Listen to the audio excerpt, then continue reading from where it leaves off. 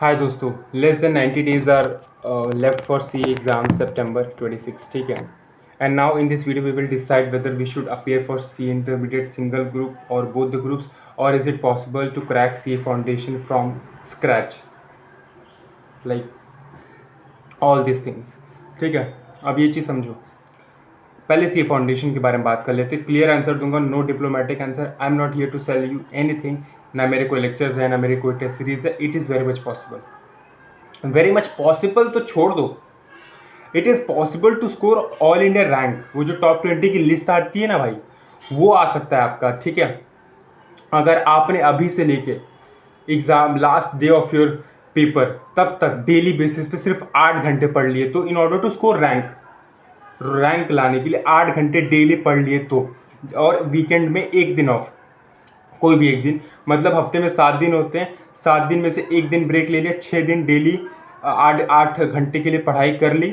और ये चीज़ आपने, आई थिंक 9 सितंबर को आपका लास्ट का पेपर है, 5, 7, 9 सितंबर को लास्ट पेपर है, 9 सितंबर तक कर लिया, आपका टॉप 20 में रैंक आ रहा है। अगर आपको जस्ट पास होना है कि मेरे को ना फाउंडेशन बस निकल जाए मेरा, बस 6 घंटे पढ़ लो डेली बेसिस पे, ठीक है। अगर आपको रैंक लानी है 8 से 10 घंटे पढ़ो, 8 घंटे, 10 भी घंटे नहीं, 8 घंटे, सिर्फ 8 घंटे प्रोडक्टिव आवर्स पढ़ो।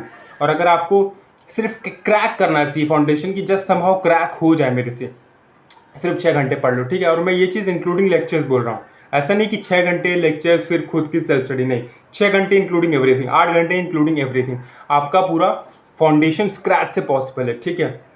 और उसके लिए अगर आप YouTube पे रिलाई कर रहे हैं ना, वो मैं सजेस्ट नहीं करूँगा। आप प्रॉपरली अकाउंट्स जैसे सब्जेक्ट के लिए, मैथ्स जैसे सब्जेक्ट्स के लिए लेक्चर लीजिए। अगर लॉ और इकोनॉमिक्स के लिए लेक्चर्स नहीं लेंगे तो भी चलेगा, बट अकाउंट्स, लॉ, मैथ्स जैसे सब्जेक्ट के लिए प्रॉपर रेगुलर बैच लीजिए और उसको थरली कंप्लीट करिए। अभी हम लोग मई में हैं, ठीक है, मई के लास्ट वीक में हैं। आप आराम से जून तक पूरा अकाउंट्स ख़त्म कर सकते हैं, और लिटिल बाय लिटिल थोड़ा बहुत अगर आप मैथ्स पढ़ते रहेंगे तो जुलाई के मिड तक, 20 जुलाई तक आपका पूरा मैथ्स का भी रेगुलर बैच खत्म हो जाएगा, अगर आप थोड़ा थोड़ा भी देखें तो भी, ठीक है। तो ये 2 सब्जेक्ट के लिए रेगुलर बैच डेफिनेटली लेना। बाकी के 2 सब्जेक्ट आप यूट्यूब पे रिलाई कर सकते हैं, क्योंकि वो प्योर थ्योरी है, वहाँ पे at the end of the day आपके एफर्ट्स ज़्यादा मैटर करते हैं।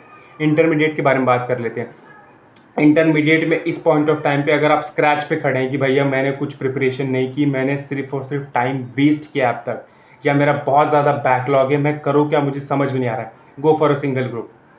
मेरे दोस्त, मेरे भाई, go for a single group. Don't, ये एक बोलते हैं ना, ये एक सिस्टम बना दिया गया है आप लोगों के सामने कि बौद्ध ग्रुप्स के लिए जाओ, बौद्ध ग्रुप्स के लिए जाओ, सेट ऑफ का फ़ायदा मिलेगा आपको, एक अटेम्प्ट में पूरा पूरा सी इंटरमीडिएट क्लियर हो जाएगा, आपकी 6 महीने की सैलरी आपकी बच जाएगी, ठीक है। वरना 6 महीने लेट सी बनेगा। वे घंटा, मेरा घंटा, मैं बता रहा हूँ ना। आप बोलो फैकल्टी को कि इस अटेम्प्ट में जो नई स्कीम है और जो ओल्ड अटेम्प्ट है उसमें फ़र्क क्या है, वो बताएंगे वो, और शायद वो, मुझे तो लगता है बता भी नहीं पाए, बट अगर वो बता देंगे और उसका आंसर ये दिए कि अब ज़्यादा एप्लीकेशन बेस्ड, अब ज़्यादा एनालिटिकल स्किल बेस्ड क्वेश्चन आ रहे हैं, तब समझ जाना कि वो सही फैकल्टी है। अगर ये चीज़ वो नहीं बता पाए तो खेल खत्म है। मैं बता रहा हूँ आपको कि सिंगल ग्रुप के लिए जाना चाहिए अगर आप स्क्रैच पे हैं तो। देखिए, अगर आप स्क्रैच पे है ना, कि आपको पता ही नहीं है भाई कि सी इंटरमीडिएट में चल क्या रहा है, सब्जेक्ट क्या है, तो सिंगल ग्रुप के लिए जाइए, ठीक है। क्यों? क्योंकि अब ना वो लोग बहुत ज़्यादा माइन्यूट चीज़ें पूछ रहे हैं, और आप रेगुलर लेक्चर लीजिए, हर एक सब्जेक्ट को थरली पढ़िए, उसके रेगुलर 120 घंटे, 140 घंटे, 150 घंटे, 200 घंटे तक, सॉरी, वीडियोस को देखिए, ठीक है। तब आपको समझ में आएगा कि भाई क्या क्या कॉन्सेप्ट्स है, माइन्यूट चीज़ें समझ में आएगी, तब जाके आपसे एमसीक्यूज एग्ज़ाम में बनेगा, ठीक है। वरना बनेगा ही नहीं भाई, आपसे सॉल्व ही नहीं होगा। इसलिए बोल रहा हूँ, अच्छे से टाइम स्पेंड करिए और एक ग्रुप ही प्रिपेयर करिए, ठीक है। Don't go for both the groups, ठीक है। बोथ द ग्रुप्स उसी स्टूडेंट को जाना चाहिए इस पॉइंट ऑफ टाइम पे जब उसका अभी सिलेबस कंप्लीट हो चुका, ठीक है। या तो वर्ज है, आने वाले नेक्स्ट 10 डेज में सारा पूरा सिलेबस कंप्लीट हो जाएगा इंक्लूडिंग लेक्चर्स, और उसने प्लानिंग करके रखी है आने वाले 3 महीने में मेरे को कैसे प्रिपेयर करना है, रिविजन, उस बंदे को बोथ ग्रुप्स के लिए जाना चाहिए। और अगर आप स्क्रैच पे हैं तो आप सिंगल सी इंटरमीडिएट के सिंगल ग्रुप को ही प्रिपेयर करिए। बोथ ग्रुप का कैंडिडेट का लेक्चर कंप्लीट भी हो चुका रहेगा 20 मई तक, मुझे पता है, मैं बता रहा हूँ, या तो मैक्स 10 जून तक कंप्लीट हो जाएगा।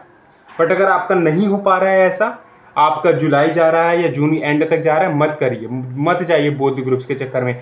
सी आपको चाहिए क्या, ये बता दीजिए मुझे।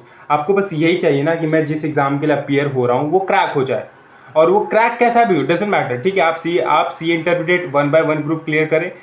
आपको आर्टिकलशिप अगर बिग फोर में चाहिए तो 1 बाय 1 क्लियर करने से भी बिग फोर में आ जाएगी, और टॉप 20 फर्म्स में आ जाएगी, या आप बोथ ग्रुप साथ में क्लियर करें तो भी आएगी, ठीक है। It doesn't give a lot of effect, ठीक है। मैं बता रहा हूँ, आई हैव एक्सपीरियंस, इसलिए बता रहा हूँ।